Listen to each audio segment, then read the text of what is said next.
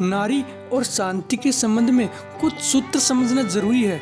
एक तो सबसे पहले यह समझना जरूरी है कि नारी का अब तक कोई स्वयं का व्यक्तित्व नहीं रहा है और पुरुष ने उसके व्यक्तित्व को मिटाने की हर संभव कोशिश की है। नारी या तो किसी की बेटी होती है या किसी की बहन होती है या किसी की पत्नी होती है। नारी का अपना होना नहीं है। विवाह हो तो उसका नाम भी पुरुष बदल डालते हैं, नया नाम रख लेते हैं। विवाह हो जाने के बाद उसकी सीधी कोई आइडेंटिटी अपने साथ नहीं होती है। वह किसी की श्रीमती हो जाती है। उसके परिचय में भी हम कहते हैं श्रीमती, खन्ना, तिवारी, शुक्ला या और कुछ। सीधा उसका कोई व्यक्तित्व समाज के समक्ष नहीं होता। बीच में पुरुष को लेकर ही उसका कोई अर्थ बनता है।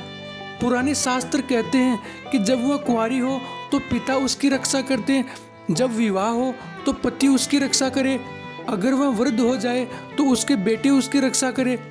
लेकिन किसी भी स्थिति में उसका अपना कोई व्यक्तित्व स्वीकार नहीं किया गया है। नारी को समझने के लिए पहली बात यह समझना जरूरी है कि उसके पास व्यक्तित्व नहीं है, और जिसके पास व्यक्तित्व न हो वह शांति का आधार कभी नहीं बन सकती।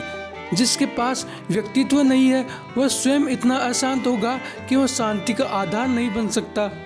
जीवन की बड़ी से बड़ी शांति की उपलब्धि अपने व्यक्तित्व को पाने से शुरू होगी, और जिस दिन जो हम बनने के लिए पैदा हुए हैं वही बन जाते, उसी दिन मन प्रफुल्लता से भर जाता है।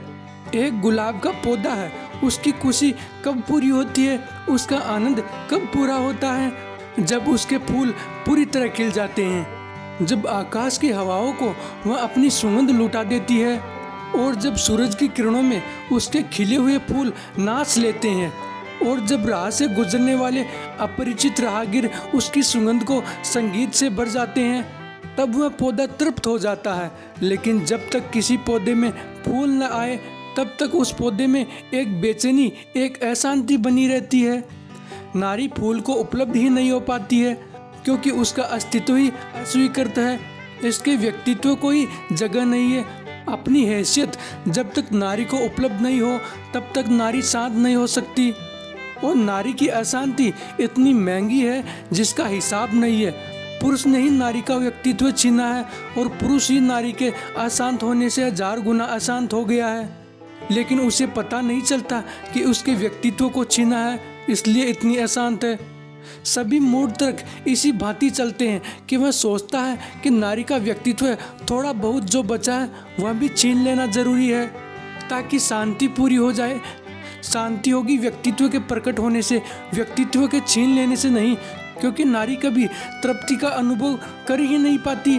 नारी का व्यक्तित्व छीना गया है, इसलिए कभी वह ऑथेंटिक प्रामाणिक रूप से अपने पैरों पर खड़ी नहीं हो पाती, और हमने सारी व्यवस्था ऐसी की है कि वह खड़ी न हो पाए। हजारों वर्षों तक नारी को शिक्षा नहीं दी, सिर्फ इसलिए कि शिक्षित होने से वह अपने पैरों पर खड़े होने का प्रयास करना शुरू करेगी। पैर के नीचे से जमीन खींचनी हो तो शिक्षा मत दो। अगर शिक्षा न दी जाए तो व्यक्ति मूढ़ बुद्धि का रह जाता है। व्यक्ति और उस समाज में जहाँ शिक्षित की गति होगी, नारी कोई गति नहीं कर पाएगी। इसलिए नारी को वर्जित रखा गया। हजारों वर्षों तक शिक्षा नहीं दी। लेकिन अशिक्षित नारी का मतलब अशिक्षित माँ, अशिक्षित पत्नी, अशिक्षित बेटी, अशिक्षित बहन। नारी को अशिक्षित रखने का अर्थ क्या होगा? नारी को अशिक्षित रखने का अर्थ क्या होगा कि जीवन के सब तलों पर अशिक्षित नारी खड़ी हो जाएगी, और शिक्षित पुरुष और अशिक्षित नारी के बीच इतना बड़ा फासला हो जाएगा कि उसके बीच तालमेल बिठवाना मुश्किल है। इसलिए धीरे धीरे नारी की स्थिति एक दासी की हो गई है और पुरुष मालिक बन गया है। पति का मतलब ही मालिक होता है, स्वामी का मतलब ही मालिक होता है, और हजारों साल से स्त्री पति को स्वामी कहती आ रही है और अपने पत्रों में आपकी दासी लिखकर दस्तखत कर रही है। पुरुष बहुत प्रसन्न हो रहा है। पुरुष की प्रसन्नता समझी जा सकती है, लेकिन नारी की नासमझी समझनी बहुत मुश्किल है, और दासी और मालिक के बीच कभी संबंध अच्छे हो ही नहीं सकते। दो मित्रों के बीच अच्छे संबंध हो सकते हैं, शांतिपूर्ण और आनंदपूर्ण प्रेम से भरे, लेकिन एक गुलाम के बीच हमेशा तनाव होगा, अशांति होगी, बेचैनी होगी, संघर्ष होगा, और इसलिए हजारों हजारों साल से स्त्री और पुरुष के बीच भीतरी संघर्ष है जो दिन रात चल रहा है। नारी की बगावत दिखाई नहीं पड़ती क्योंकि वह रोज चल रही है, प्रतिपल चल रही है। एक एक दाम्पत्य दुखद है, कलह से भरा हुआ है। पति पत्नी के बीच संबंध अत्यंत तने हुए हैं, खींचे हुए हैं। लेकिन धीरे धीरे ऐसा समझ लिया गया है कि यही स्वाभाविक है। हजारों हजारों साल तक कोई बात चलने लगे तो स्वाभाविक मालूम पड़ने लगती है। इसको इतना स्वाभाविक समझ लिया है कि जो लोग शांति की खोज में जाते हैं वे पत्नी से मुक्त किए बिना नहीं जाते हैं। ख्याल यह बन गया है कि पत्नी के साथ तो शांति संभव ही नहीं है। तो अगर पत्नी से भाग सके कोई, सन्यासी हो सके, तभी शांति हो सकती है।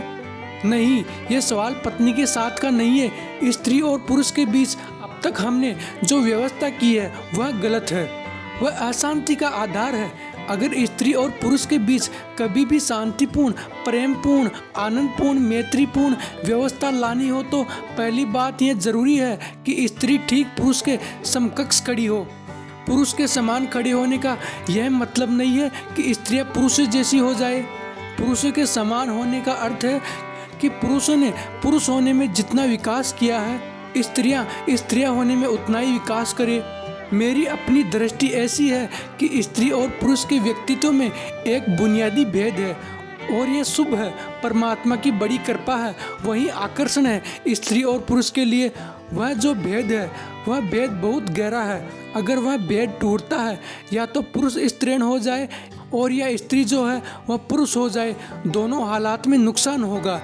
स्त्री की शिक्षा तो होनी चाहिए पुरुष के बराबर, लेकिन उसके अपने आयाम में, उसकी अपनी दिशा में। उस दिशा में अगर शिक्षा हो तो सार्थक है। आज हम शिक्षा भी दे रहे हैं तो वह सारी शिक्षा पुरुष के लिए ईजाद की गई है और उसी पुरुष के लिए ईजाद की गई शिक्षा के ढांचे में स्त्री को भी डाला जा रहा है। उसके परिणाम घातक हो रही हैं।